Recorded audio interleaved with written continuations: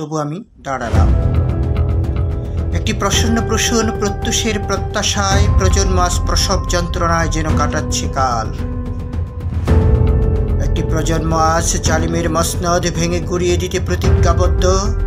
তাইরান আবাবিলের মতো কঙ্কর নিক্ষেপ করে আব্রাহা বাহিনীর সবর্ষমূলে ধ্বংস করতে একটি প্রজন্ম আজ শটান দাঁড়িয়ে গেছে।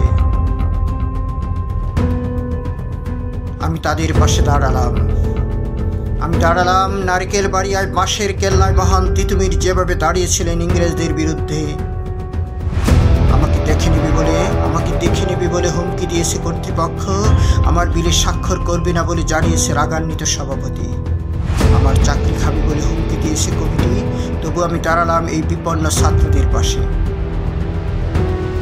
আমি শিক্ষক, বিবেককে হত্যা করে আমি কোনো জালিমের দাসত্বে নিয়োজিত হতে পারি না। নির্যাতিতের কান্না যে শোনে না সেই প্রকৃত বধির।